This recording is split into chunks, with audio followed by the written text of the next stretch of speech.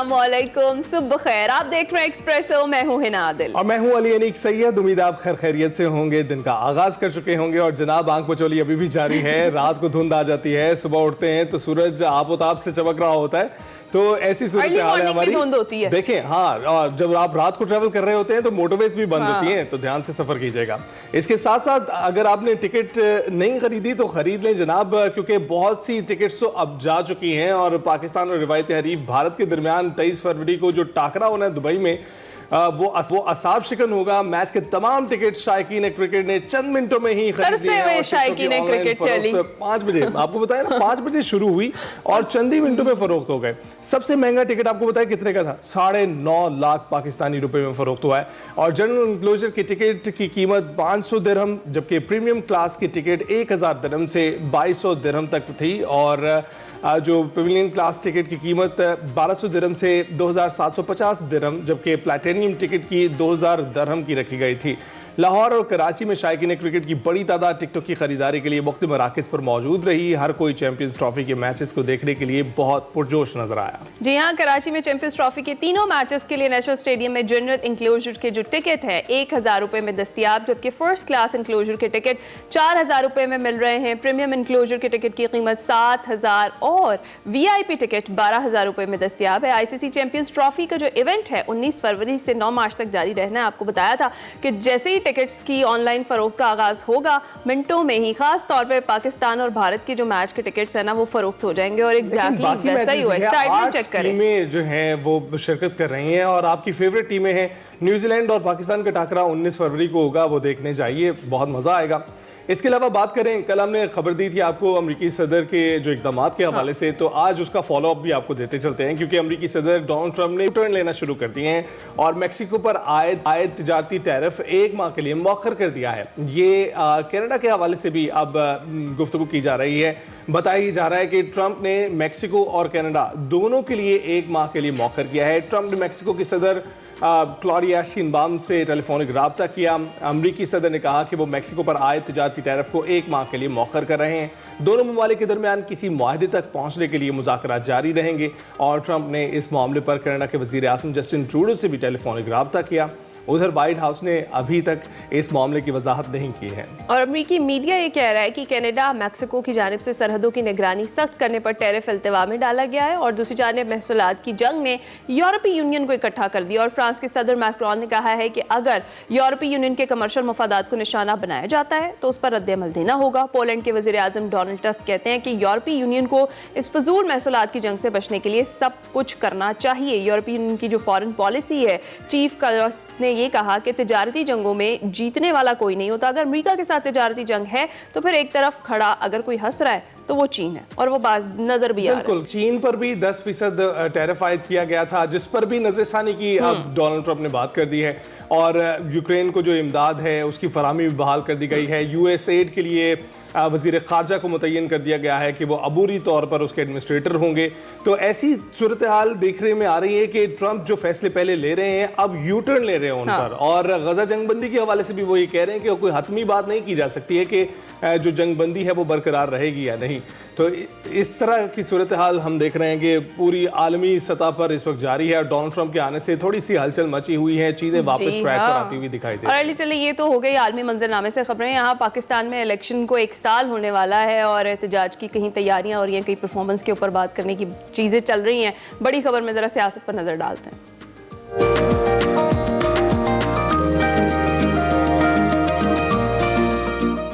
जनाब बानी PTI ने army chief general Syed Asim Munir को अडियाला जेल से खत लिख दिया है, जिसका बड़ा चर्चा है। और पॉलिसीज पर नजरसानी की अपील की है उन्होंने। वकील फैसल चौधरी के मुताबिक खत में बानी PTI ने कई अहम नुकात उठाए हैं, जिसमें पहला नुक्ता इलेक्शन और मनी लॉन्ड्रर्स को जितवाने से मुतालिक है। खत में साबिक वज़ीर आज़म ने अलकादिर ट्रस्ट केस के फैसले का हवाला भी दिया और 26वीं आईनी तरमीम कानून की हुक्मरानी और अदलिया के मुतासर होने का इजहार भी किया है। खत में PTI के खिलाफ दहशतगर्दी के पर्चों, छापों और और इंटेलिजेंस इदारों के जो काम का तस्करा है वो भी किया गया है। बानी पीटीआई ने खत में मुतनाज़ पेका एक्ट, इंटरनेट की बंदिश, सरमायाकारी में कमी और जुडिशल कमीशन बनाने का भी जिक्र किया है। साबिक वज़ीर आज़म ने दहशतगर्दी के खिलाफ जंग में फौज से मुकम्मल यकजहती का इजहार करते हुए ये कहा है कि दहशतगर्दी के खिलाफ जंग अवाम की हिमायत से ही जीती जा सकती है। फौज और अवाम के दरमियान खलीज पैदा कर दी गई है जिससे दूरी का तासुर आता है। मुल्क और फौज हमारे ही हैं, हम फौज से इंतशार नहीं चाहते। उन्होंने खत में आर्मी चीफ से पॉलिसीज पर नजरसानी की दरख्वास्त भी कर दी। बानी पीटीआई की बहन अलीमा खान कहती हैं कि पाक फौज मुल्क की रीढ़ की हड्डी है, अपनी फौज को मजबूत देखना है। 190 मिलियन पाउंड रेफरेंस की अपील 2 या 3 साल घसीट सकते हैं। उन्होंने आसिम मुनीर को खत लिखा है। आपने जो सारा जोर पीटीआई को खत्म करने पे लगा दिया, ये अगर मेहनत आप हमारे बॉर्डर्स की हिफाजत के लिए कर लें तो हमारे लोग ज्यादा महसूस करेंगे। इमरान खान ने खास कहा है कि कोई फौज दहशतगर्दी के खिलाफ नहीं जीत सकती जब तक अवाम अपनी फौज के पीछे और अपनी फौज के साथ ना खड़ी हो। पाकिस्तान की जो रीढ़ की हड्डी है वो हमारी फौज है, हमारी हिफाजत हमारी फौज ने करनी है। हमें अपनी फौज को मजबूत देखना है। हमें अपनी फौज को मजबूत देखना है। जबकि चेयरमैन पीटीआई बैरिस्टर गौहर का ये कहना है कि बानी पीटीआई के खत को पार्टी पॉलिसी में तब्दीली ना समझा जाए।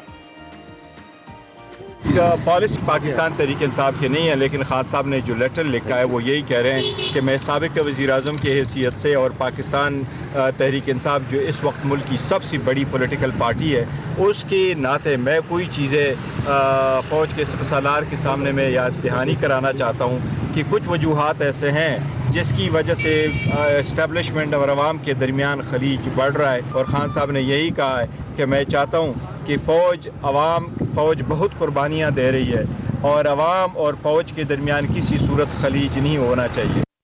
पीटीआई रहनुमाओं की गुफ्तगू आपने सुनी और इसके अलावा आपको ये भी बताते चले कि जो मतन हमने आपसे डिस्कस किया है इस वक्त वो फैसल चौधरी के जो हवाले से डिस्कस किया जा रहा है। अभी तक खत सामने नहीं आया, मंजर आम पर नहीं आया, जब आएगा तो शेयर करेंगे इस हवाले से भी। उधर तहरीक इंसाफ 8 फरवरी को मुल्क भर में एहतजाज का ऐलान कर चुकी है और इसके लिए तैयारियां कर रही है। हुकूमत ने 8 फरवरी को पीटीआई का एहतजाज रुकवाने के लिए अपोजिशन से बैकडोर राब्ते किए हैं। ज़राए के मुताबिक मुस्बत पेशरफ्त के लिए पीटीआई क़यादत की वज़ीर आज़म से मुलाकात की पेशकश की गई है। स्पीकर अयाज सादिक की पीटीआई को राज़ी करने की कोशिश हुई है। ज़राए का कहना है कि पीटीआई 8 फरवरी को मिलकर एहतजाज की बजाय एक जगह जलसा जुलूस कर और हुकूमत का इस्लामाबाद में एक सफारत खाने से भी रब्ता किया गया है। तहरीक इंसाफ ने हुकूमती पेशकश पर ताहाल कोई जवाब न दिया और इस पर बात करने के लिए हमारे साथ मौजूद हैं सीनियर तज्जिया का इमरान मीर साहब। अस्सलाम वालेकुम मीर साहब, कैसे हैं आप? जी वालेकुम सलाम। मीर साहब, सबसे पहले तो जरा इस खत का चर्चा है जिसका बहुत, उस पर ही बात कर लेते हैं। जो बानी पीटीआई ने आर्मी चीफ को खत लिख दिया है और उनसे अब उन्होंने कहा है कि पॉलिसीज पर वो नजरसानी करें। क्या बानी पीटीआई ने मुफाहमत की पॉलिसी अब अपना ली है और वो अपने लिए फौज से अब नरमी चाहते हैं? आपको लगता है ऐसा? अच्छा, इसमें बुनियादी बात समझने की, एक तो ये जो आप खत का तस्करा कर रहे हैं, अभी कह रहे हैं कि इसका मतन नहीं मिला। मेरा जाती ख्याल है कि ये कोई खत ऐसा नहीं है जो पोस्ट करके वो जो जाना है आर्मी चीफ साहब तक। ये वो जैसे खुला खत नहीं होता, वो सोशल मीडिया पे जो उन्होंने कंटेंट मेरा ख्याल है डाला हुआ है उन्होंने अपने सोशल मीडिया पे, वही खत है। राइट। और मेरा ख्याल है वही हम उसी की रोशनी में तजिया कर सकते हैं या कोई बात कर सकते हैं। राइट। तो अच्छा, बुनियादी नुकता तो मेरा ख्याल है यही है।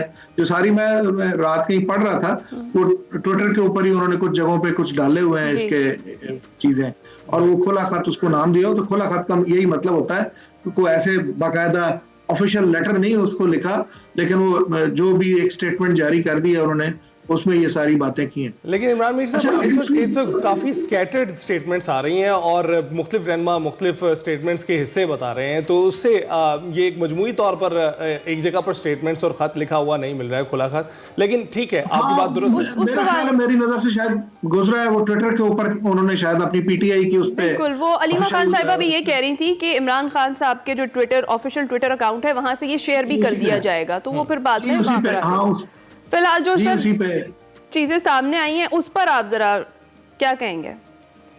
अच्छा, मैं तो देखें इस चीज में ना, मैं शुरू से मेरा नुक्ता नजर ये रहा है कि जब आप एक इंतहाई पोजीशन ले लेते हैं ना, तो फिर आपके लिए मुश्किलात खड़ी होती हैं, चाहे आप जितने मर्जी मुदब्बिर हों, जितने मर्जी आपके पीछे अवाम खड़े हों, जितने मर्जी आप ताकतवर हों। देखें, ताकत भी अल्लाह ताला देता है ना, अवाम भी आपके पीछे आते हैं, तो उसका सही इस्तेमाल, उसका ठीक इस्तेमाल करना भी मतलब आपका तदब्बर, फरासत, बसीरत का इम्तिहान होता है। मैं शुरू से इन चीज़ों के तनकीद भी करता रहा हूँ। इमरान खान साहब की इस पॉलिसी का मैं नाकद भी रहा हूँ कि उनको अपनी ताकत, देखें एक रियासत के पास ताकत होती, दूसरी एक उस लीडर के पास है जिसके पीछे हम जिसे कहते हैं कि एक अक्सरियत आवाम की उनके पीछे खड़ी है। तो उनको भी, अगर रियासत को हम ये कहते हैं कि भाई अपनी ताकत जो है होश से संभाल के कानून के दायरे में करें, ठीक है, ये हम नसीहत भी करते हैं, कहते भी हैं और करना भी चाहिए, बेजा ताकत का इस्तेमाल नहीं करना चाहिए। तो इसी तरह से ये जिम्मेदारी उन अपोजिशन के लीडरों पे भी आयद होती है कि जिनके पीछे अवाम खड़ी है, तो वो बिला वजह की धमकियां और चीजें, ये रवैया असल में खान साहब के अनफॉर्चुनेटली शुरू से ही उनके बयानात से और उन चीजों में, इवन जब वो इक़्तिदार के आखिरी दिनों में थे, वहां से शुरू हो जाए तो ये अफसोसनाक था। उस वक्त भी हम कहते थे कि ये चीजें किसी ठीक जगह पे लेके नहीं जाएंगी उनको, और एक दिन ऐसा आएगा कि शायद उस वक्त शायद उनको अपनी ताकत का, उनके पीछे जो लोग खड़े थे, जो ही आया, आपको भी अंदाजा है, अब तक हम अगर उस चीज का तजिया करें 2 साल 3 साल अब उसको होने को आगे उस चीज को, तो उनके पीछे जिस तरह से लोग खड़े थे, जिस तरह से उनके पीछे 8 फरवरी को भी उनका इलेक्शन सिंबल ना होते हुए उनकी पार्टी के ऊपर जो आता, उसके बावजूद जिस तरह से उन्होंने सीटें अपनी निकाली हैं सारी जगहों से, तो ये एक कोई आम बात नहीं थी, ये गैर मामूली बात थी। लेकिन मैं समझता हूँ कि उसकी रॉ में बह के उन्होंने बहुत ज्यादा इस तरह ताकत के जोन में आके ऐसी चीजें कर दी कि शायद उस इंतहा पे चीजें नहीं जानी चाहिए थी। शुरू में 1-2 बयानात की हद तक तो शायद वो ठीक था, लेकिन हमने देखा कि बहुत अफसोसनाक चीजें थी और जिस पर शायद उनको रोका भी नहीं गया कहीं। खास तौर पे इनके ओवरसीज जो थे, जो ग्रुप्स थे, जो अमेरिका वगैरह में, जो यूरोप वगैरह में थे, उन्होंने, हमने देखा कि फौज के खिलाफ बाकायदा मुहिम चलाई गई।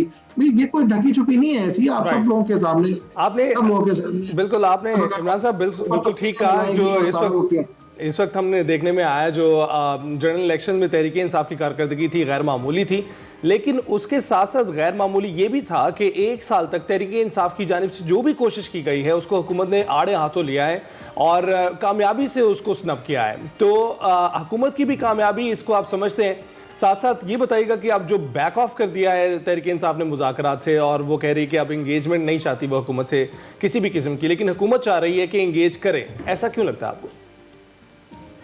देखिए, ये जो बात आपने की है ना, जाहिर है मुझे एक थोड़ी सी लंबी सी तमहीद उसके लिए बांधनी पड़ी कि ये हम आज इस नहज पे क्यों आए हैं, तो मैंने इसलिए उसका हवाला दिया। तो अगली बात वही थी जो आपने कर दी। तो जब इक्तदार में आते हैं, देखिए रियासत के पास तो ताकत होती ही होती है, उन्होंने डंडे के जोर पे चीजें करनी होती हैं, चाहे मतलब वो हम तनकीद तो कर सकते हैं उसके ऊपर कि ये कानून की रोशनी में या अखलाकी तौर पे ये ठीक नहीं है, लेकिन जब रियासतें इस तरह से करती हैं तो शायद बस हम जैसे लोगों के पास एहतजाज के सिवा या उसके ऊपर तनकीद के सिवा कोई चारा नहीं रहता। हकीकत यही है कि हुकूमत ने मतलब रियासती ताकत पूरी इस्तेमाल करते हुए उस चीज को, जैसे आपने कहा, कुचला, तो मैं नहीं समझता उसको कामयाबी कहें या क्या कहें, बहरहाल उन्होंने इस चीज को किया।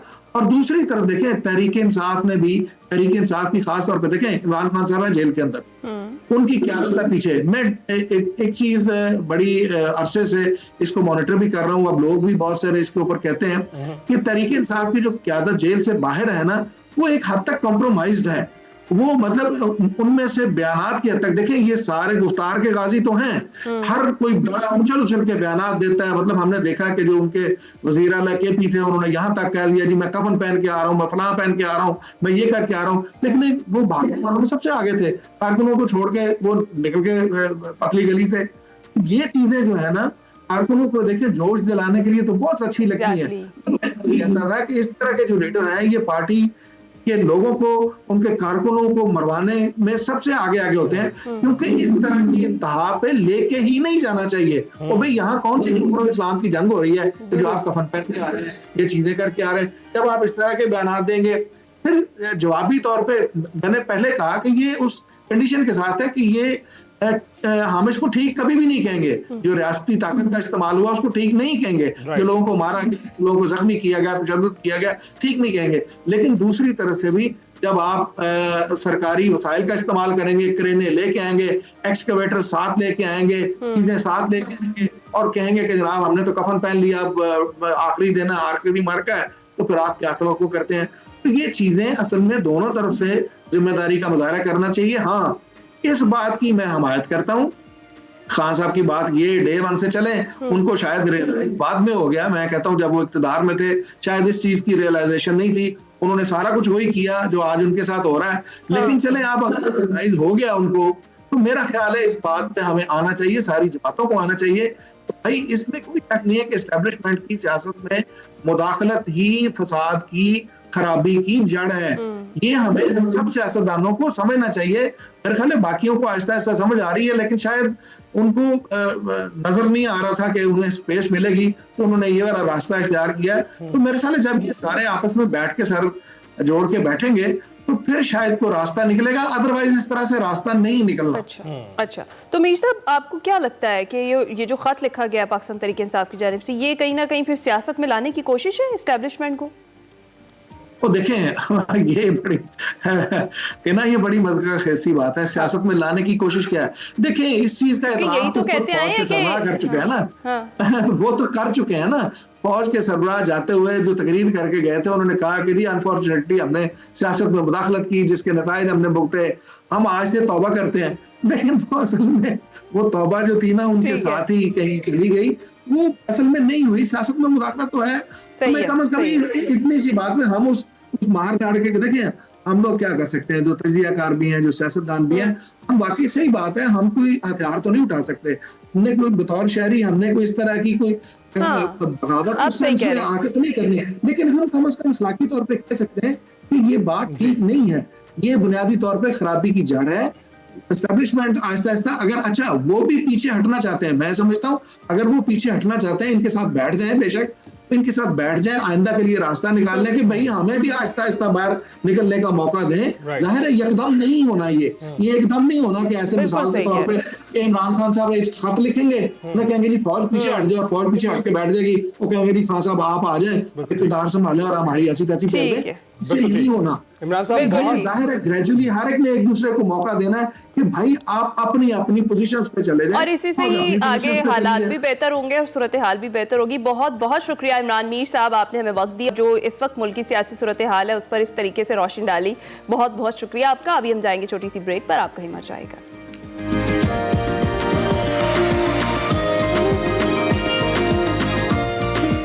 वेलकम बैक जनाब। हर साल 4 फरवरी को पाकिस्तान समेत दुनिया भर में कैंसर के खिलाफ आगाही का आलमी दिन मनाया जाता है और आवाम में इस जानलेवा अमराज से बचाव से मुतल्लिक शऊर उजागर किया जाता है। आलमी इदारा सेहत के मुताबिक कैंसर से हर साल 1 करोड़ से ज्यादा अफराद मौत के मुंह में चले जाते हैं और ये तादाद 2030 तक 1 करोड़ 70 लाख तक पहुंच सकती है।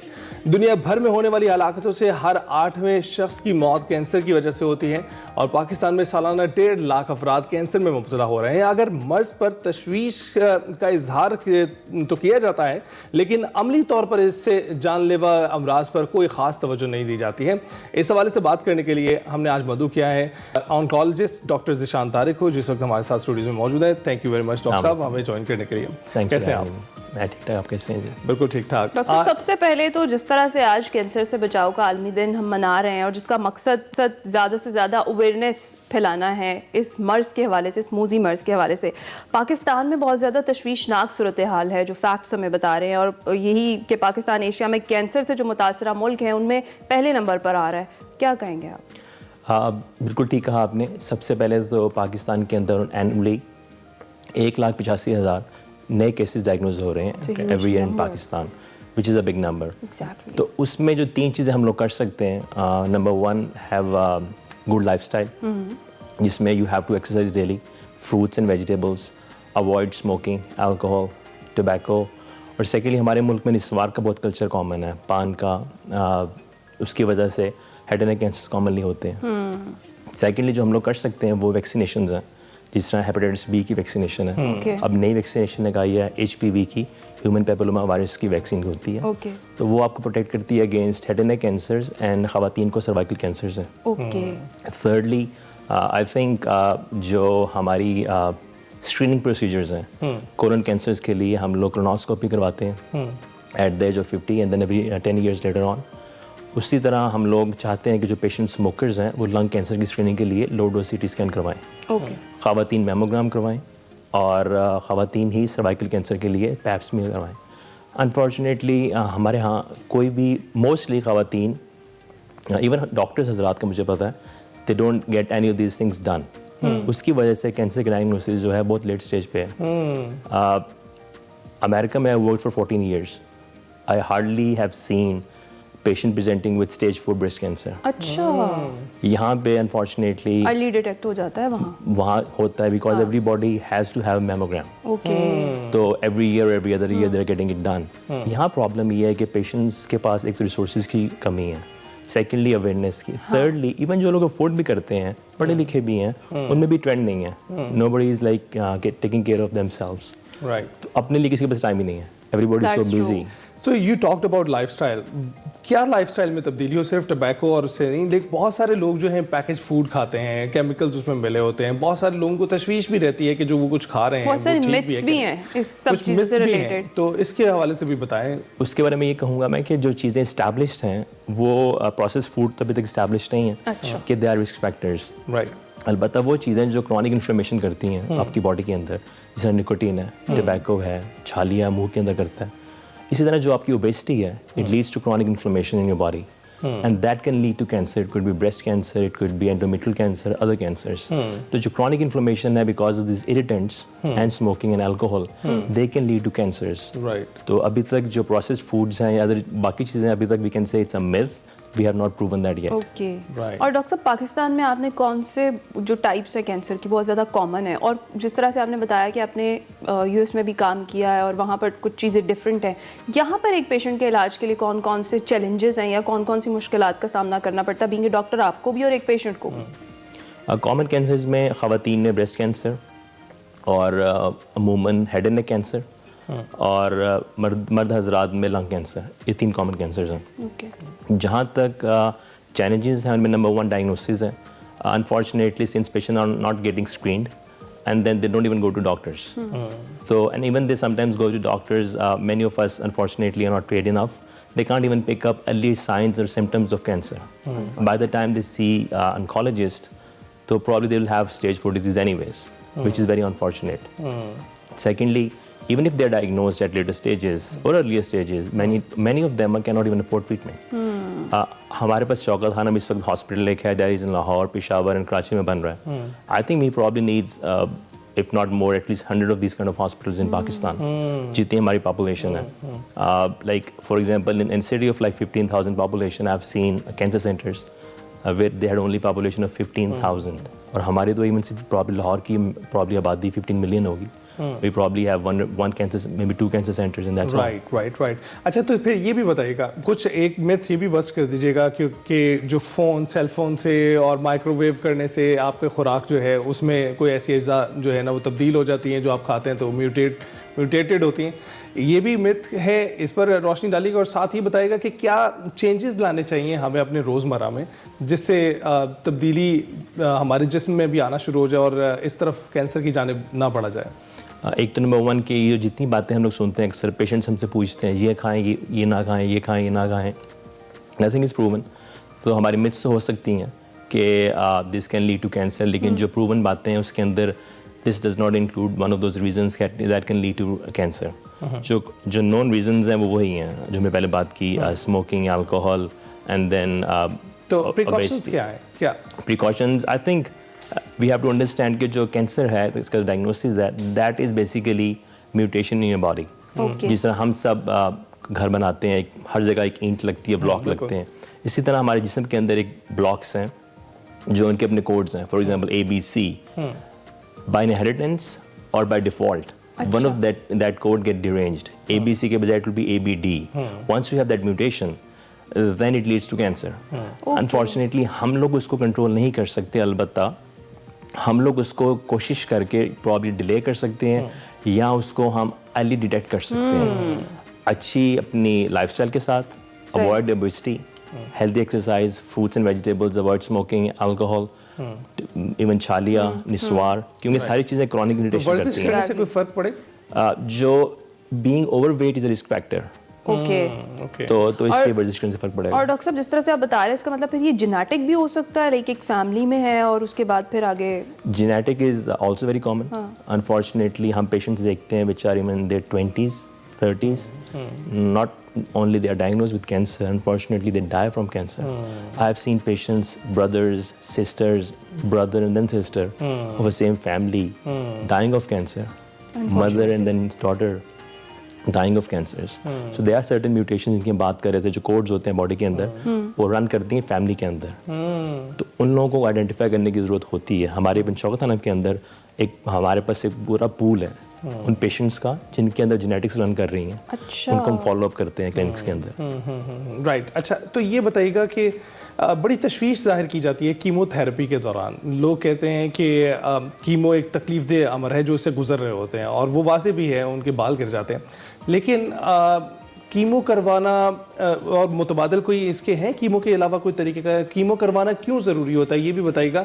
और कुछ नई रिसर्चेस आ रही हैं उसमें ये भी बताया जा रहा है कि कीमोथेरेपी कराने से जो ऑर्गन्स मुतासर होते हैं उससे ज़्यादा अमवात हो रही हैं बजाय कि कैंसर से जो लोग मरे और उससे हलाकतें हों। इस हवाले से बताइएगा। सबसे पहले तो I think we are very fortunate कि in the last 10 years we have seen huge progression in the development of cancer treatment. तो बहुत सारी नई चीज़ें आ रही हैं। अनफॉर्चुनेटली पाकिस्तान में असल इशू है अफोर्डेबिलिटी का, और हम लोग हमारे पेशेंट्स ट्रीटमेंट अफोर्ड नहीं कर सकते जो अल्टरनेटिव है कीमोथेरेपी का। लेकिन आज भी बहुत से कैंसर ऐसे हैं जिस तरह टेस्टिकुलर कैंसर है, जिस तरह ल्यूकीमियाज होते हैं, लिम्फोमाज हैं, they could only be treated with chemotherapy. You don't have any other option, उसमें सर्जरी भी नहीं होती। लेकिन जहाँ पे आपके पास ऑप्शंस हैं हम लोग अपने पेशेंट्स को वो भी ऑफर नहीं कर सकते बिकॉज ऑफ अफोर्डेबिलिटी। वो अच्छे ऑप्शंस हैं जहाँ पेशेंट्स के बाल नहीं झड़ते, जहाँ पेशेंट्स की इस तरह नॉज़िया वॉमिटिंग नहीं होता, बहुत कम साइड इफ़ेक्ट्स हैं। लेकिन जो हम लोग कीमो देते हैं obviously they have higher risk of toxicity, और अनफॉर्चुनेटली हमारे यहाँ हाइजीन के इश्यूज़ हैं, पेशेंट्स आर मैलनरिश्ड, उसकी वजह से रिस्क ऑफ इन्फेक्शन बढ़ जाता है। Risk of mortality for example with chemotherapy in western world is 1%, but in Pakistan is close to 10% because of high risk of infection.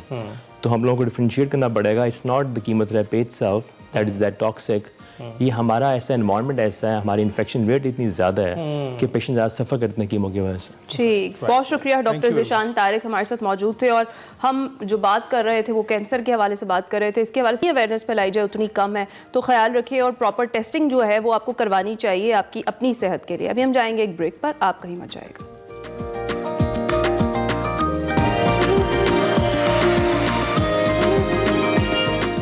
Welcome back to Expresso. जी जरा मौसम की बात कर लेते हैं। आगाज में तो आपको बताया था कि कुछ आंख मचोली चल रही है, लेकिन मुल्क के बेशतर इलाकों में मौसम सर्द और खुश्क रहने का इम्कान जाहिर किया जा रहा है। कश्मीर, शिमाल मशरकी पंजाब, गिलगित बल्तिस्तान और बालाई खैबर पख्तूनख्वा में ये बताया जा रहा है कि चंद मकामात पर गरज चमक और तेज हवाओं के साथ हल्की बारिश और पहाड़ों पर हल्की बर्फबारी का भी इम्कान है। और मशरकी पंजाब में चंद मकामात पर सुबह के औकात में धुंध दिखाई दी। आज गूगल जो है वो लाहौर में बारिश की पेशगोई कर रहा है। क्या बारिश का इम्कान है और क्या फिर हमें गर्मी को खुशामदीद कह देना चाहिए ऑफिशियली? इस पर हमने करनी है जी बात। हमें ज्वाइन कर चुके सरदार सरफराज साहब, चीफ मेट्रोलॉजिस्ट हैं। अस्सलाम वालेकुम सरदार साहब, कैसे हैं आप? जी वालेकुम अस्सलाम, अल्लाह का शुक्र है जी, ठीक ठाक। सरदार साहब बताइएगा कि अब गूगल तो पेशगोई कर रहा है बारिश की, आप क्या कहेंगे इस पर? जी मैंने भी 2 दिन पहले पेशन गोई की थी कि लाहौर में 4 तारीख की रात को या 5 को फिर इम्कान होगा 4 की रात। पिछले शो में आपने प्रेडिक्ट किया था। जी, तो असल में एक जो वेव है उधर बराबर में इंडिया के ऊपर से गुजर रही है, तो इंडिया के इलाकों में जो नॉर्दर्न इलाके हैं और इसी तरह से कश्मीर का इलाका, उसमें बारिश का है खासी, उधर अच्छा स्पेल होगा, तो उसका कुछ ना कुछ इन्फ्लुएंस या एक्सटेंशन इधर तक भी है हमारे लाहौर और कितनी शदीद होगी ये बारिश? लाइट रेन है, लाइट रेन जनरली तो लाइट रेन है। किसी एक आध जगह पे जैसे नारोवाल, सियालकोट जो इलाका बिल्कुल आपका बॉर्डर पे लगता है, उस पट्टी पे हो सकता है थोड़ी सी मॉडरेट हो जाए, और जनरली तो लाइट रेन ही है। तो हो सकता है आज रात में हो जाए, कल सुबह हो जाए, यानी अगले 48 घंटों में इस तरह का इम्कान है, अगले 36 घंटों तक जैसे। जी अच्छा, तो फिर सरदार साहब फिर गर्मियों को हम ऑफिशियली वेलकम कह दें या फिर इस बारिश के बाद फिर थोड़ी ठंड हो जाएगी और फिर दोबारा हम गर्मी के लिए इंतजार करेंगे थोड़ा सा? नहीं, गर्मी तो खैर अभी नहीं होगी, लेकिन ये कि दिन के टेम्परेचर ज़ाहिर है अब फरवरी में आप दाखिल हो गए हैं, तो जनवरी और फरवरी में तो वैसे ही तकरीबन 2 से 3 डिग्री का फ़र्क पड़ जाता है हर जगह पर ही, रात के टेम्परेचर भी और दिन के भी ज़्यादा होना शुरू हो जाते हैं। तो ये एक वेव है, जैसे एक 36 से 48 घंटे इसके असरात रहेंगे, कुछ एरियाज़ में बारिश, और ऊपर दूसरी तरफ अफ़गानिस्तान की तरफ से ना जो एक्स फाटा का रीजन है उसमें भी कुछ बादल मौजूद हैं, और इसी तरह से केपी के जो शुमाली इलाके हैं, तीर चित्राल वगैरह, वहाँ भी हल्की फुल्की बारिश और पहाड़ों पर हल्की सी बर्फबारी हो सकती है। फिर अगला जो स्पेल है वो 10 फरवरी, 10, 11, 12 फरवरी, या आप ज़्यादा प्रिसाइसली कहें तो 12 फरवरी को 2 दिन इम्कान है। उसमें भी वही केपी के बेशतर इलाके, खासकर शुमाली केपी और गिलगित बल्तिस्तान, कश्मीर, इस्लामाबाद, पटवार का खिता, और ये तमाम जो पट्टी है, जो ऊपर के इलाके हैं, उनमें अच्छी बारिश मुतवक्के है, और बर्फबारी भी उस स्पेल में अच्छी दिखाई देती है। तो सर्दी अभी उसके बाद फिर जाहिर है कि बढ़ जाएगी, जब आपको पता है कि बारिश। सरदार साहब, कराची में क्या सूरत हाल रहेगी? कराची में तो ड्राई वेदर है, और कराची का मौसम अब जाहिर है कि उतना ठंडा नहीं रहा जितना जनवरी में था। अब 13-14 में मिनिमम टेम्परेचर पहुंच चुका है, और दिन का तो 27-28 की रेंज में चल रहा होता है। तो पूरे सिंध में ड्राई वेदर है, इधर तो कोई ऐसा इम्कान नहीं है। बलूचिस्तान में आप एक्सपेक्ट कर सकते हैं जो अगली यानी मिड ऑफ जनवरी के बाद एक वेव आने का इम्कान है, और मिड ऑफ फरवरी के बाद, तो उसमें फिर बलूचिस्तान में भी उनकी इम्कान है कि खासकर जो शुमाली इलाका है, कोयटा, जोब वगैरह, और बारिश का इम्कान है, प्रेडिक्ट कर रहे हैं सरदार सरफराज साहब। बहुत शुक्रिया सरदार साहब, आप मौजूद थे, मौसम के हवाले से हम बात कर रहे थे। अब ब्रेक पर जाने से पहले हम बात करेंगे उर्दू अदब की शाहकार तसनीफ राजा गिद्ध और दीगर बेशुमार लाजवाल तसानीफ की खालिक बानो कुदसिया की 8वीं बरसी आज मनाई जा रही है। बानो कुदसिया के रुखसत होने से उर्दू अदब एक बेमिसाल और बेबदल मुसन्निफ से महरूम हो गया। 28 नवंबर 1928 को फिरोजपुर में पैदा होने वाली मशहूर नावल नवीस, अफसाना निगार और ड्रामा निगार बानो कुदसिया को बचपन से ही कहानियाँ लिखने का शौक था। आपने इंटरमीडिएट इस्लामिया कॉलेज लाहौर, जबकि बीए कनेड कॉलेज लाहौर से किया, और सन 1950 में पंजाब यूनिवर्सिटी से मास्टर्स किया, और फिर मशहूर अफसाना निगार और ड्रामा नवीस अशफाक अहमद से रिश्ता इज़्दिवाज में मुंसलिक हो गए। बानो कुदसिया का शुमार उर्दू के अहम अफसाना निगारों में होता है, और उनके अफसानवी मजमुओं में नाकाबिल ज़िक्र बाज़गश्त, अमरबेल, दस्तबस्ता, सामान वजूद, तवज्जो की तालिब, आतिश ज़ेरपा और कुछ और नहीं के नाम शामिल हैं। उन्होंने कई नावल भी तहरीर किए हैं, और उनका शोहरा आफाक नावल राजा गिद्ध अपने असलूब की वजह से उर्दू के अहम और मुमताज़ नावलों में शुमार होता था। उनकी दीगर तसानीफ में एक दिन, शहर लाजवाल, परवा, मोम की गलियाँ, चहार चमन, दूसरा दरवाज़ा, हिजरतों के दरमियान, और उनकी खुद नविश्त राह रवां के नाम सर फहरिस्त हैं। जी हाँ, उन्होंने टेलीविज़न के लिए भी बहुत सारे यादगार अदबी खिदमात दी, और उसके एतराफ़ में उन्हें सितारे इम्तियाज़ से भी याद किया गया। छोटा सा एक ट्रिब्यूट था जो हमने उनको पेश किया है। अभी हम जा रहे हैं ब्रेक पर।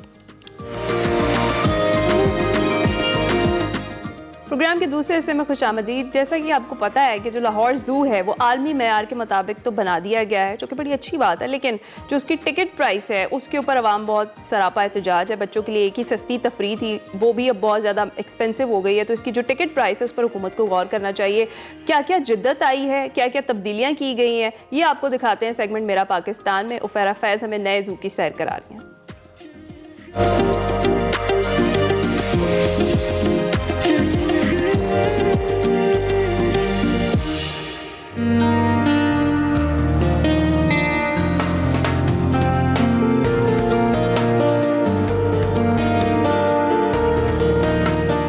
हम लाहौर के तारीखी चिड़ियाघर में मौजूद हैं, जो पिछली कई दिहाइयों से न सिर्फ शहरियों बल्कि सियाहों की तवज्जो का मरकज़ रहा है। हाल ही में यहाँ पे रिस्टोरेशन के काम को मुकम्मल किया गया है, तो आइए चलते हैं इस चिड़ियाघर का विजिट करते हैं और देखते हैं कि यहाँ पर आखिर क्या कुछ नया है।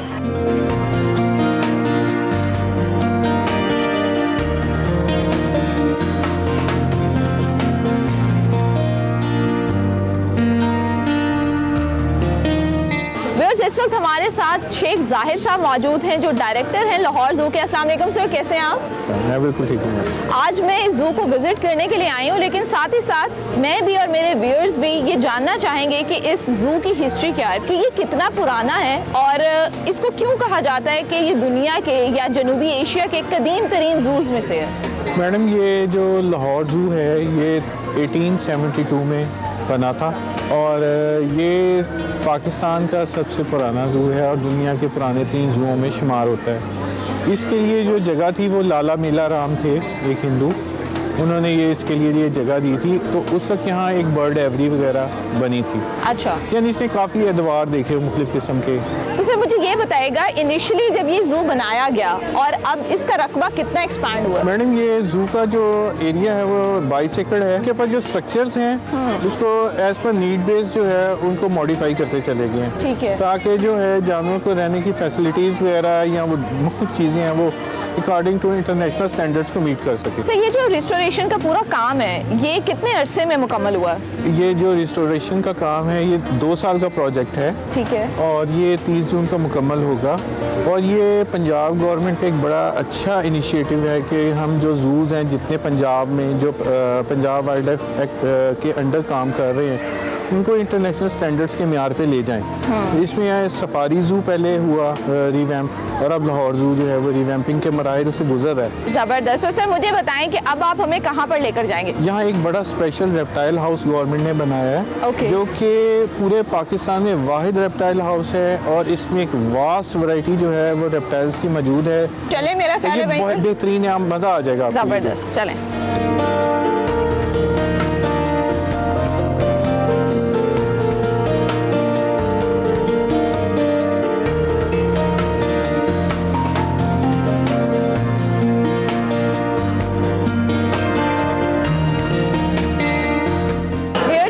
रेप्टाइल हाउस में मौजूद है और सर मुझे ये बताइएगा कि इस रेप्टाइल हाउस में कितने किस्म के सांप मौजूद हैं? इसमें हम लोगों ने जो पाइथन्स की है वो काफ़ी म्यूटेंट फॉर्म्स रखी हुई हैं। इसमें बॉल बनाना पाइथन है, बॉल पाइथन है, यानी उनकी डिफरेंट कलर फेस मौजूद हैं। अब ये मैं आपको एक पाइथन दिखा रहा हूँ, ये बनाना पाइथन है इसका नाम है, और ये तकरीबन इसका 9 फुट साइज़ है और 7 ईयर्स एज है। इनके यहाँ पर इन्वायरमेंट को और ख़ास तौर पर वेदर कंडीशंस को किस तरह से कंट्रोल रखा जाता है? तो हम लोगों ने ये किया है कि एक्सपर्ट से रब्ता करके इसमें यूवी लाइट्स, अल्ट्रावायलेट लाइट्स लगाई हुई हैं, इंफ्रारेड बल्ब्स लगाए हुए हैं, उनके वो साथ थर्मोस्टेट अटैच है। जब वो टेम्परेचर अंदर कैबिन का मेंटेन हो जाता है वो बल्ब ऑटोमेटिकली ऑफ हो जाते हैं, ताकि टेम्परेचर ज़्यादा ना बढ़े। सर मुझे बताइएगा यहाँ पर और क्या क्या चीज़ें हैं देखने के लिए? मैं आपको यहाँ हमारे पास एक बहुत बड़ा पाइथन है। अच्छा, ये albino purple face reticulated Python इसका नाम है। तो सर इसका एज स्पैन कितना है? ये तकरीबन जो है तकरीबन 12 ईयर्स एज है इसकी। सर ये जो रेप्टाइल है और ये मुझे ड्रैगन लग रहा है, मुझे बताएं इसका नाम क्या है और ये किस तरह के एनवायरनमेंट में रहना पसंद करता है? सेल्फिन ड्रैगन है और ये अफ्रीकन कंट्री से है। ज़्यादातर ये moist dry moist mix condition में रहना पसंद करता है। और इसका लाइफ स्पैन कितना होता है? ये मैडम इसका लाइफ स्पैन जो है ना जो रिकॉर्डेड है तकरीबन 18 ईयर्स है कैप्टिविटी में। जी, रिस्टोरेशन से पहले का चिड़ियाघर था, उसमें किस किस तरह के चैलेंजेस का आपको सामना करना पड़ा कि जिसके बाद आपने सोचा कि रिस्टोरेशन जो है वो ज़रूरी है? स्टूडेंट्स जो है वो डिमांड करते हैं कि हमें कोई ऐसी चीज़ें हों जिसके ऊपर हम अपनी PhD रिसर्च वगैरह कर सकें। तो ये बेसिकली हमने स्टूडेंट नीड्स को भी और एजुकेशनल इंस्टीट्यूशंस की ज़रूरियात को मद्देनज़र रखते हुए ये सिस्टम डिज़ाइन किए हैं। ये जो रेप्टाइल हाउस है ये पूरे पाकिस्तान में वाहिद अपनी नौइयत का एक मौजूद है। ये पब्लिक रिक्रिएशन का काम भी कर रहा है, इसके अलावा यूनिवर्सिटी स्टूडेंट्स को अपॉर्चुनिटी प्रोवाइड करेगा कि वो इन एनिमल्स के ऊपर अपनी रिसर्च भी कर सकें। रिसर्च कर सकते हैं।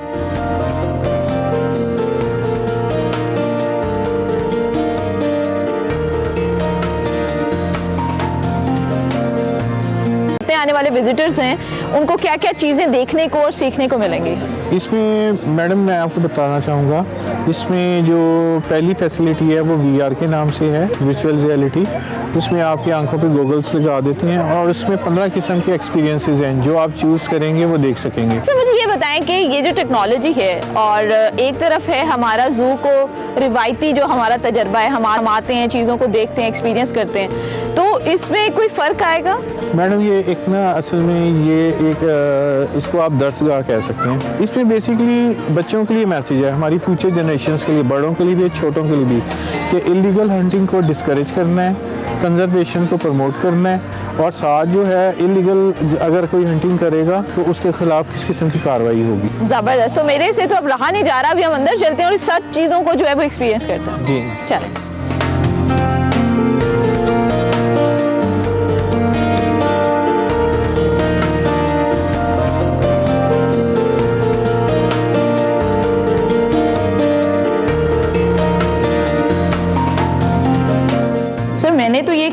लिया और मुझे बड़ा मज़ा आया। मुझे ये बताएं कि ये जो टेक्नोलॉजी है, जितने भी आने वाले विजिटर्स हैं उनको एजुकेट करने के हवाले से, ख़ास तौर पे जानवरों के हवाले से या जो जंगली ज़िंदगी है उसके हवाले से कितनी हेल्पफुल होगी?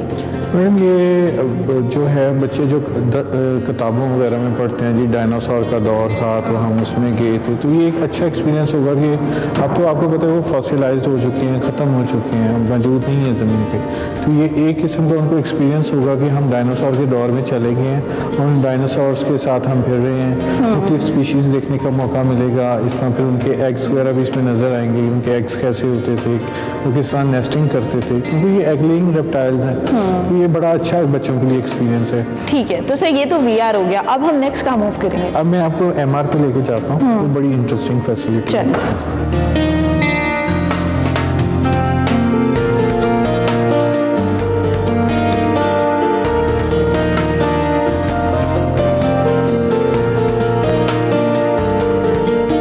इस वक्त हम मिक्स रियलिटी में मौजूद हैं। मेरे साथ यहाँ पर 2 नन्हे से बच्चे हैं जो बड़ा एंजॉय कर रहे हैं। इनसे हम बात करते हैं। अस्सलाम वालेकुम। वालेकुम सलाम। क्या नाम है आपका? मोहम्मद रसब खान। आपका क्या नाम है? मोहम्मद वहाज खान। यहाँ पे आपको सबसे अच्छा एनिमल कौन सा लगा? लायन लगा, एलिफेंट लगा, पांडा लगा? पांडा सबसे खूबसूरत है। अच्छा,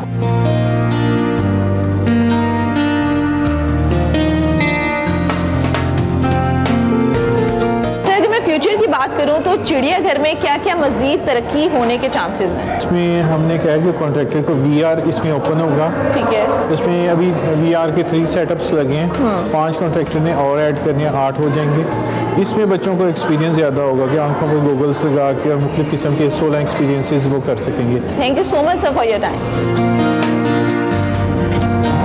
इंसान हाथी तस्वीर की वजह से इनकी आबादी में 90% कमी हो गई है। अच्छा मैम, मुझे बताएं कि किस तरह का एक्सपीरियंस है लाहौर ज़ू का आपका? लाहौर ज़ू का एक्सपीरियंस काफ़ी अच्छा रहा है। अब जब से इसकी दोबारा से रेगनीसी हुई है ना, तो ये काफ़ी हद तक बेहतर हो गया है। लेकिन है कि यहाँ तक एनिमल अभी कम है। यहाँ पे अभी एलिफेंट भी नहीं है और भी काफ़ी से एनिमल कम है यहाँ पे। ठीक है, मुझे आप ये बताओ आपको कितना मज़ा आया? ज़्यादा मज़ा आया। सबसे ज़्यादा मज़ा कहाँ पर आया आपको? ज़ीब्रा के पास। ज़ीब्रा के पास। अच्छा मुझे बताएं, अभी आप रेप्टाइल हाउस से होकर आई हैं, तो यहाँ का एक्सपीरियंस कैसा है? नहीं, यहाँ का एक्सपीरियंस काफ़ी हद तक अच्छा, काफ़ी इंप्रूवमेंट यहाँ पे हो चुकी है। स्नैक्स पहले कम थे, अब काफ़ी ज़्यादा स्नैक्स यहाँ पे आए हैं, वो भी काफ़ी चीज़ें उन्होंने गो वगैरह ऐड की हैं, तो काफ़ी हाल बेहतर एक्सपीरियंस रहा है यहाँ का।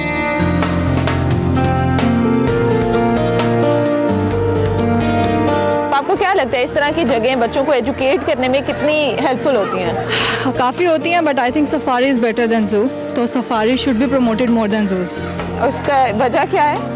आपने जानवरों को जिस तरह से रखा हुआ है, दे आर नॉट हैप्पी, तो वो उनके बुक्स से, उनकी विजुअलाइजेशन से मैच नहीं कर रहे।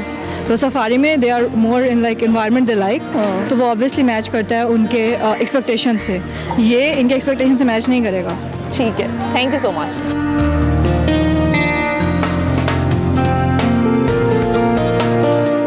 मुझे बताइएगा, बहाली के बाद ये जो जू को ओपन किया गया है दोबारा से, इसके बारे में क्या कहेंगे? बेसिकली मिडिल क्लास फैमिलीज हैं वो इधर आती हैं, और ये इसकी हिस्ट्री है इस जू की। जो इधर इन्होंने रेट्स अभी लगाए हुए हैं ना, तो मेरा नहीं ख्याल कि नियर फ्यूचर को इधर विजिट भी करेगा। सर क्या रेट है यहाँ पे? ये 300। अब देखें, पहले वो ये जो सांपों वाला था उधर कोई भी नहीं था जा रहा, तो अभी उन्होंने बाहर गेट पे ही उसके पैसे लगा दिए हैं ताकि जिसने आना वो लगा के ही जाए, और हुकूमत ने ये बना दिया है। इससे तो पुराना ही अच्छा था जिसके 30-40 रुपए 50 रुपए रेट था, और हर जो मिडिल क्लास है वो अफोर्डेबल तो उसके लिए था।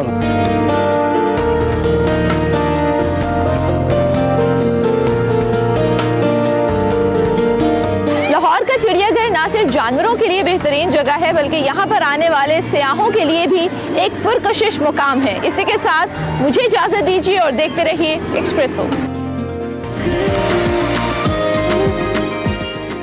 Welcome back. अब आपको मिलवाते हैं कराची की होनहार और बाहिम्मत तालिबात से, जहां पानी की आलूदगी से उसे पाक करने के लिए वो अज़्म लिए हुए हैं, और उन्होंने एक ऐसा ज़बरदस्त फ्लोटिंग वेटलैंड सिस्टम तैयार किया है जिसमें एक बांस के सांचे पर तैरते हुए पौधे आलूदा और गंदे पानी के तालाब में वाटर फिल्ट्रेशन का काम करते हैं और पानी को साफ करते हुए तैरते चले जाते हैं। ये कराची IBA यूनिवर्सिटी की तालिबात हैं जिनके team student society of climate change अमरीकी कौंसलेट की तरफ से जनूबी एशियाई ममालिक के लिए मुनक़िद किए गए मुकाबले में भी फाते रही है। मजीद इस टीम की लीड मेंबर नाजिश अब्रो से बात कर लेते हैं, जो हमारे साथ कराची से मौजूद हैं। अस्सलाम वालेकुम नाजिश, आप कैसी हैं? वालेकुम अस्सलाम, मैं बिल्कुल ठीक। सबसे पहले तो नाजिश, ये जो बड़ा डिफरेंट आइडिया आपको आया है, फ्लोटिंग वेटलैंड सिस्टम जो आपने बनाया है, इसके हवाले से तो हमें बताएं कि ये इतना डिफरेंट आइडिया आपको आया कैसे? बेसिकली मैं और मेरी टीम मेंबर्स अलीशा, अलीज़े, अली हफीज़ा, अज़मत, आमना, लाखा, हम एक student society of climate change का कोर्स कर रहे थे। तो हमें अपनी टीम बनानी थी, तो हमने सोचा क्यों ना एक नेचर बेस्ड सोल्यूशन का इंतखाब करें। तो हमारे जहन में और रिसर्चेस करने के बाद हमने सोचा फ्लोटिंग वेटलैंड्स एक आइडिया हो सकता है। बेसिकली फ्लोटिंग वेटलैंड्स एक एक्वेटिक प्लांट और बांस के साँचे के साथ बनाया जाता है, और कराची का जो रिवर है या नदी है वो तो बहता हुआ पानी है, तो उसको होल्ड करने के लिए हमने ये फ्लोटिंग वेटलैंड्स का इंतखाब किया। राइट, तो ये प्लांट्स कौन से हैं जिनका आपने इंतखाब किया है जो पानी को साफ करते चले जाते हैं? देखिए, एक्वेटिक प्लांट्स जो होते हैं वो फाइटोरिमिडिएशन में बहुत हद तक हेल्प करते हैं, तो उसके लिए हमने वाटर लेटस और डकवीट और वाटर हाइसिंथ, ये अभी 3 प्लांट जो है हमारी लिस्ट में है। पर फिलहाल हमने वाटर लेटस की टेस्टिंग की है, और वाटर लेटस की बहुत अच्छी खूबी ये है कि वो 95% तक हैवी मेटल को एब्जॉर्ब कर देता है। अगर आप देखें तो कराची में 472 मिलियन जो गैलन वाटर है वो वेस्ट वाटर में जा रहा है, उसमें 85% जो पानी है वो अनट्रीटेड हम समंदर में जाने दे रहे हैं। इसीलिए हमने सोचा क्यों ना हमें एक ऐसे नेचर बेस्ड सोल्यूशन का इंतखाब करना चाहिए जो पानी को साफ करे, एट द एंड वो क्लाइमेट को ही बेहतर कॉम्बेट करेगा। इसीलिए हमने वाटर प्योरिफिकेशन को अपना एजेंडा बनाया है। जबरदस्त। अच्छा नाजिश, जरा इस सिस्टम के हवाले से एक्सप्लेन करें कि ये काम कैसे करता है, इसको कैसे किया जाता है, और नॉर्मली जिस तरह से जो गंदा पानी है, जैसे नालों वगैरह का गंदा पानी होता है, क्या ये उस पानी को भी साफ कर सकता है? ये सलाहियत भी रखता है? बेसिकली जो फ्लोटिंग वेटलैंड, जैसे आपने कहा कि अभी तो हम टेस्टिंग कर रहे हैं, ठीक है ना, क्योंकि वेटलैंड तो जगह जगह पाए जाते हैं। अगर आप बदीन से ट्रैवल करें कराची से जावल, रास्ते में आपको बहुत सारे ऐसे वेटलैंड मिलेंगे जो कुदरती तौर पर नेचुरलाइज्ड हैं। हम बेसिकली एक आर्टिफिशियल वेटलैंड बनाने की कोशिश करें जो कराची के मौसम के हिसाब से कंड्यूसिव बने। तो अगर एक नॉर्मल वाटर को आप ले लें, उस पर डिपेंड करेगा वो कितना पोल्यूटेड है। जैसे सीवेज है, उससे पहले हमें सीवेज को बायोलॉजिकल ट्रीटमेंट्स एंड डीसैलिन करके प्लांट्स लगा के उसको फिल्टर करना पड़ेगा, बाद में हम प्लांट्स इस्तेमाल करेंगे। तो इसका मतलब ये है कि हमें water sanitation and plantation parallel रखनी है। तो वो डिपेंड करेगा कितना वाटर का पीएच लेवल है, कितना वो पोल्यूटेड है, उस हिसाब से वो उसको सलाहियत रखता है। तो आपने अभी तक किस लेवल पर इसको टेस्ट किया है? देखिए, अभी हमने सिर्फ एक प्रोटोटाइप बनाया है, जो हमने आप कह सकते हैं कि पायलट प्रोजेक्ट किया है। 2 प्रोजेक्ट हमने एक लेबोरेटरीज में किए थे, जिसमें हमने एक कंटेनर रखा था, उसमें हमने पोल्यूटेड वाटर डाला, दूसरे कंटेनर में हमने साफ पानी डाला। तो अब उनमें भी हमने मॉनिटर करने की कोशिश की कि हमारा जो वाटर लेटिस है वो पानी की तरह पानी से किस तरीके से रिएक्ट करता है। तो इसमें होता ये है कि वाटर लेटिस जो होता है ना, पूरी तरह हैवी मेटल्स को एब्जॉर्ब करके देन वो उसको फिर डिस्कार्ड करना होता है। तो वो उसमें प्योरिफिकेशन में काम आ रहा था। पर देखिए, अभी जैसे कि हमने वाटर कलेक्ट किया, उसको PCSI लेबोरेटरी सेंड किया, हमने टेस्ट किया कि कौन से हैवी मेटल मौजूद हैं, तो हमें पता चला कि बहुत हद तक तो कम कर देगा, बट कुछ बायोलॉजिकल सोल्यूशन भी करना पड़ेगा, जिसमें हम कार्बन फिल्टर्स लगा के COD एंड BOD की मिकदार को भी कम कर पाएं। अच्छा, तो ये अभी तक हमारी रिसर्च है, और जब हम अमेरिका जाएंगे तो वहाँ पे हम और इसको बेहतर रिफाइन करेंगे, and then we will come back और इसको लार्जर स्केल पे with the help of experts करने की कोशिश करेंगे। अभी डॉक्टर फौजिया परवीन जो असिस्टेंट प्रोफेसर आगा खान से, वो इसको सुपरवाइज कर रही हैं हमारे साथ। अच्छा, तो ये बताइएगा कि व्हाट लेड यू हियर, आप क्या प्रॉब्लम आपने देखी जिसको अटेंड करने के लिए आपने ये इनोवेट किया? देखिए, हमारी प्रॉब्लम स्टेटमेंट यही है कि 20 मिलियन की आबादी है कराची की, रैपिड अर्बनाइजेशन हो रही है, पानी को बहुत हद तक वेस्ट हो रहा है, जैसे 472 मिलियन पर डे, ये बहुत ज़्यादा वेस्ट वाटर है। और अगर हम अपनी स्टॉर्म वाटर ड्रेन्स को सिक्योर नहीं करेंगे, उनको साफ नहीं करेंगे, तो वाटर स्कैर्सिटी एक बहुत बड़ा मसला बन सकता है कराची के लोगों के लिए, और आज भी है। अच्छा नाजिश, मुझे बताएं कि जिस तरह से मैंने पहले भी कहा कि ये बड़ा डिफरेंट आइडिया है, आप टीम लीडर भी हैं, तो टीम में से किसका ये आइडिया था, जिस तरीके से ये बड़ा क्या कह लिया, अनोखा और मुनफरिद ख्याल है कि बांस को पहले काटा जाए, फिर सांचा बनाया जाए और फिर उसके बाद प्लांट्स जो हैं वो लगाए जाएं। तो टीम में से ये आइडिया किसका था और क्रेडिट किसको देंगी सबसे ज़्यादा? देखें, मैं टोटली ये क्रेडिट हम चारों को ही देना चाहती हूँ, क्योंकि जिस तरीके से मेरे और मेरे दूसरे मेंबर्स ने इसमें कंट्रीब्यूट किया है, हमने ये डिस्कस करते करते डिस्कवर किया है। पहले तो हमारा ये था कि हम वाटर प्योरिफिकेशन करेंगे, फिर हमने एडिशन प्लांट्स की डाली। तो प्लांट्स तो वैसे बहुत सारे लोग भी हमें कह रहे थे कि देखिए ये तो आराम से उग जाते हैं, पर उगाना कराची जैसे माहौल में इसको मुश्किल है, क्योंकि एक लॉक्टिक इकोसिस्टम है, ये स्टिल वाटर नहीं, ये बहता हुआ पानी है। तो जब हमने सस्टेनेबिलिटी चेक की तो ऑफ कोर्स काफ़ी रिसर्चेस भी हमें मिली। ऐसा नहीं है कि बांस की लकड़ी आज से पहले किसी ने इस्तेमाल नहीं की है, बट हमें उसको अपने कराची के एनाटॉमी के हिसाब से उसको सूट करना है। तो मैं क्रेडिट तो सभी को दूंगी, क्योंकि सभी ने बहुत मेहनत की है। बीइंग अ टीम लीडर, और जिस तरीके से मैं इसको लीड कर रही हूँ, तो कभी कभी मुझे चीज़ों को सुपरवाइज करना होता है, बट मेरे मेंबर्स की कंट्रीब्यूशन भी इक्वली वर्थवाइल है। राइट, तो ये बताइएगा कि इसके मज़ीद फ़वाइद भी हो सकते हैं कि आबी हयात को कुछ ऐसे मिनरल्स जो हैं उनके लिए मिसिंग ना हो जाएं कहीं, कि वो मुतासर होने लग जाएं, या फिर परिंदे इस पर जो आप पौधे उगा रहे हैं या पौधे इसके ऊपर मौजूद हैं उनकी वजह से उनको नुकसान ना पहुंचे। तो क्या इन चीज़ों को आपने माइंड में रखा है इसको डिज़ाइन करते हुए? देखिए, हर चीज़ के एक लूप होल्स होते हैं, बट हम जैसे आपने परिंदों की बात की, तो परिंदों को तो ऐसे फ्रेश इकोसिस्टम्स पसंद हैं। जैसे मैं तो बदीन से ताल्लुक़ रखती हूँ, तो मैं तो वहाँ देखती हूँ कि काफ़ी सारे परिंदे इन वेटलैंड्स पे आते हैं। यहाँ पे फिशिंग की पॉसिबिलिटी हो सकती है।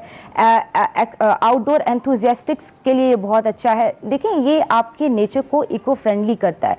तो लूप होल्स में ये है कि ठीक है, प्लांट को फिर हमें डिस्कार्ड करना होगा, उसको हैजर्डस एरिया में डालना होगा। ये एक प्रॉपर फ्रेमवर्क बनाना चाह रहे हैं। अभी तो हम एक स्टूडेंट रिसर्चर्स के लेवल पे हैं, पर जब इसको लार्जर स्केल पे करेंगे तो हम हर एक चीज़ को ध्यान में रखते हुए करेंगे। बट ये ऑर्गेनिजम्स के लिए भी बहुत अच्छा है, क्योंकि देखिए अभी solid waste material, plastic debris, इसको डब किया जा रहा है। ऐसे तो मैं प्लांट अभी हम तो नहीं प्लांटेशन स्टार्ट कर सकते जब तक हम सॉलिड मटेरियल को निकालें ना। तो पहली तो ड्राइव हमारी होगी कि अपने ड्रेन्स को हम सॉलिड वेस्ट मटेरियल से खाली करें। फिर हमारे पास एक प्लेटफॉर्म होगा जहाँ पे हम अपने प्लांट्स, बाकी काम हमारे प्लांट्स का है। ठीक है, ज़बरदस्त। अच्छा नाज़िश, मुझे जिस तरह से आपने कहा कि जब इसको बड़े लेवल पर या कमर्शियल लेवल पर यूज़ करेंगे तो उसमें कुछ तब्दीलियाँ भी होंगी डेफिनेटली, और ये आपका पायलट प्रोजेक्ट है।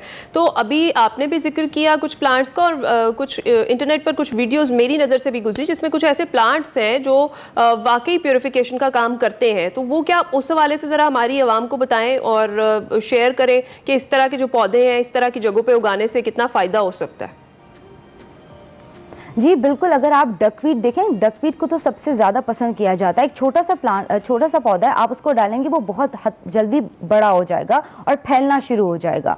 तो और इंडिया में भी काफ़ी सारे लोगों ने डकवीट की मदद से नालों को साफ़ किया है, बांग्लादेश में साफ़ किया है। तो देखें, हमारे पास ये नेचुरल रिजर्वियर्स हैं, हम ये नेचर बेस्ड सोल्यूशन इस्तेमाल करके बहुत हद तक अपने पानी को साफ़ कर सकते हैं। पर एक बहुत बड़ा मसला ये भी है, सीवेज का मसला। जो मैं जब भी क्लाइमेट एक्टिविस्ट से बात करती थी, उन्होंने मुझे यही बताया कि देखिए सीवेज का ऐसा मसला है कि पहले उसको ट्रीट करना होगा, फिर प्लांटेशन की तरफ जाना होगा। तो मैंने भी कहा बिल्कुल सही है। तो पहले तो हमारा अभी के लिए मैं डोमेस्टिक ड्रेन्स को ढूंढूंगी और देखूंगी कि उस पर हम किस तरीके से अपना प्रोजेक्ट इम्प्लीमेंट कर सकते हैं। तो ऑफकोर्स यही अभी भी ये पायलट की प्रोजेक्ट की शक्ल में ही जाएगा, टेस्टिंग होगी और फिर इसके जो स्केल्स और इम्पैक्ट नंबर्स मिलेंगे, we will love to share with our audience then.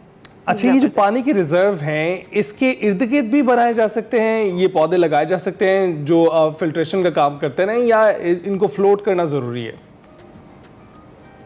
देखिए, अब जैसे कि राइजो फिल्ट्रेशन में सनफ्लावर एक रिसर्च है कि सनफ्लावर की जो रूट्स होती हैं वो बहुत लंबी होती हैं, वो बहुत हद तक सॉइल सेडिमेंट तक पहुंच के हैवी मेटल्स को ऑब्जॉर्व कर सकते हैं। तो आपने बिल्कुल सही कहा, आउटस्कर्ट्स में हम सनफ्लावर्स लगा सकते हैं और बीचों बीच जो पानी के बीचों बीच है वो फ्लोटिंग प्लांट्स होंगे, क्योंकि फिर उनके अंदर वो कुदरती सलाहियत है और ये नेचुरलाइज सोल्यूशन। ऐसा नहीं है कि ये सोल्यूशन हमने कोई तख्लीक दिया है। जैसे मैं बदीन से ताल्लुक़ रखती हूँ, वहाँ पे जगह जगह सफ़र अगर आप जाएंगे ना, पॉन्ड और नदी में ये आपको मिलेंगे, वाटर लेटिस मिलेगा, वाटर लिली मिलेगा, इट्स वेरी वेरी कॉमन। और जिस तरीके से ये आबो हवा को साफ करता है, हमारे सराउंडिंग को साफ करता है, तो ये चीज हम बस कराची में इंपोर्ट करना चाहते हैं, बट कराची की एनाटॉमी थोड़ी डिफिकल्ट है, उसमें एडेप्टेशन के लिए we are working on that. Best wishes आपके प्रोजेक्ट के लिए और मजीद इस तरह के कामों के लिए। Thank you so much. Nazish Abdu हमारे साथ मौजूद थी, leading student society of climate change की, और कितना डिफरेंट और कितना अनोखा सा ये ख्याल आया उनको और उसके ऊपर उन्होंने काम शुरू कर दिया है कि आगे चलकर इस तरह की चीज़ों से आप अपने माहौल का तहफ़्फ़ुज़ कर सकते हैं। हम ब्रेक पर जाएंगे।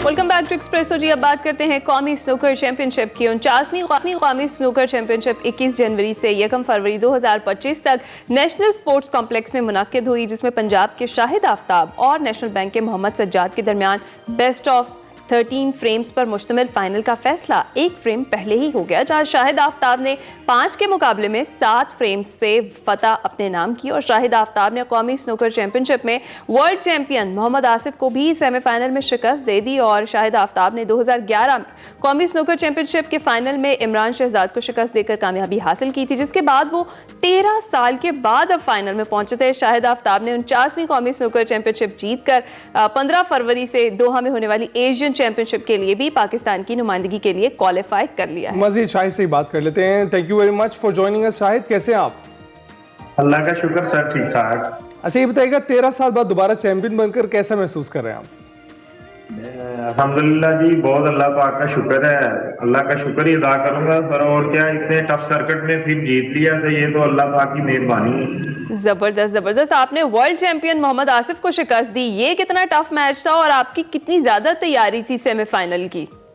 नहीं, इस दफा मेरी तैयारी तो काफी थी। तैयारी हर बार ही करते हैं क्योंकि इवेंट्स के लिए तैयारी करना बहुत लाजमी होता है। ये हमारे सर्किट बहुत ज्यादा टफ है, तैयारी हमारी बहुत ज्यादा होती है, लेकिन इसमें थोड़े से मतलब आपके लक भी फेवर होनी चाहिए साथ में। इस दफा मेरी लक बहुत अच्छी थी, माशाल्लाह से चल रही थी, तो मैं आसिफ से भी सबसे टफ मैच मेरा आसिफ से ही था।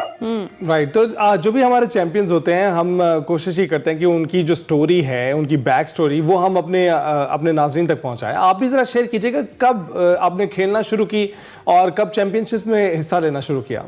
मैं 2002-03 में मैंने स्नूकर खेलना शुरू किया। फिर मैं 5-7 साल के बाद नेशनल चैंपियनशिप में हिस्सा लिया मैंने।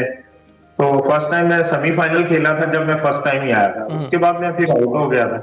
फिर मैंने अपने 2011 में अपना डिवीजन कप जीता सूबे का, फिर वहां से क्वालिफाई करके आया 2011 में। साथ ही मैंने नेशनल भी जीत लिया। ये भी मैंने मतलब पहली दफा ही कोई भी प्लेयर ऐसे पहली दफा हुआ है।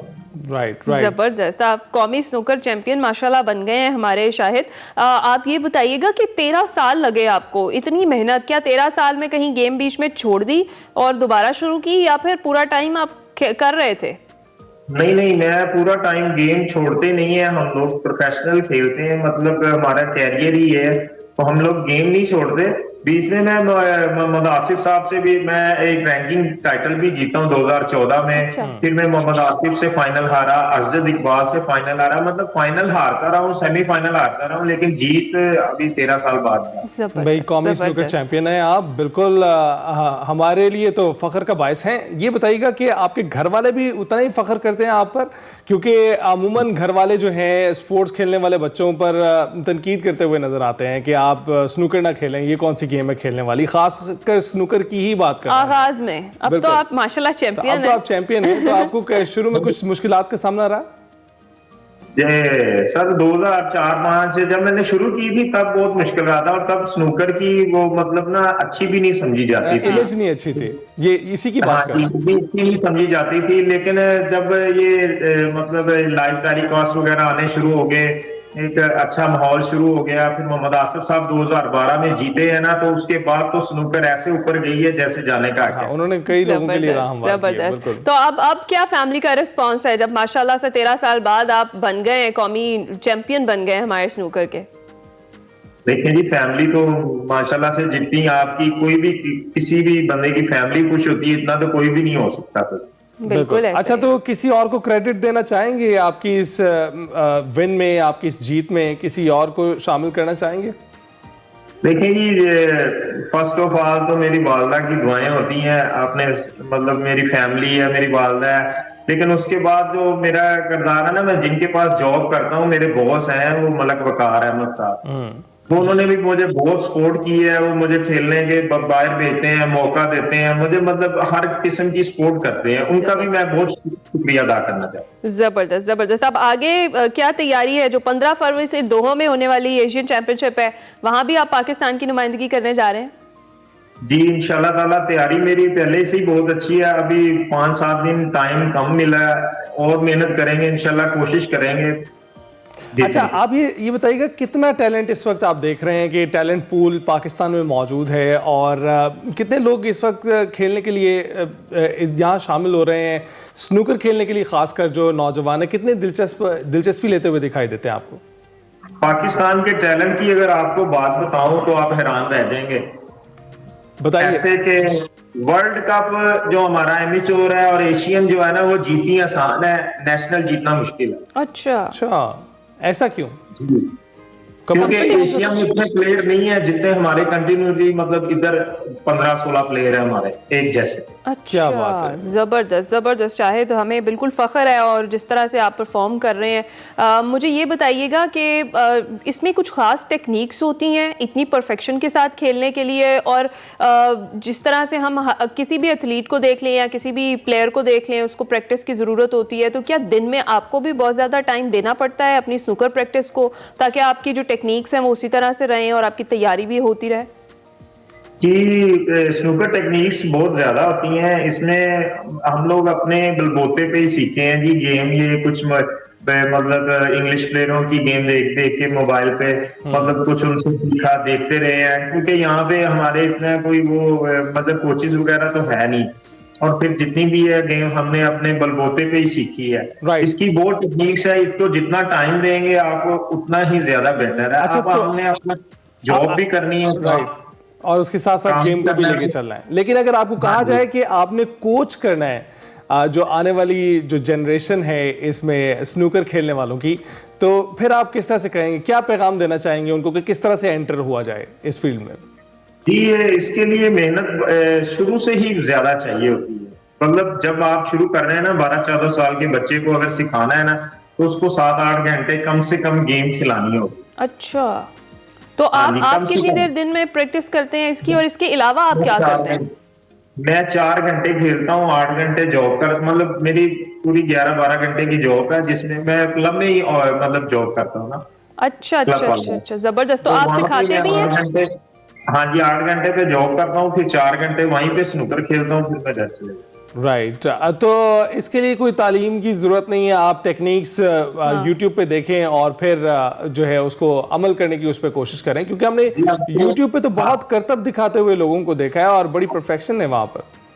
अब तो सोशल मीडिया का दौर है, अब तो बहुत आगे चलेगी, अब तो कुछ भी ले लें आप गूगल से, यूट्यूब से निकाल लें। राइट, ठीक है जी, जबरदस्त। अच्छा है, अब हम आपको बेस्ट विशेस भी देंगे। अगर आपने कोई बात कहनी है, कोई मैसेज है आपका, तो वो आप दे दें। 15 फरवरी से दोहा में होने वाली जो एशियन चैंपियनशिप है उसमें आपने पार्टिसिपेट करना है, उसकी आप तैयारी कर रहे हैं, तो कोई मैसेज है आपका?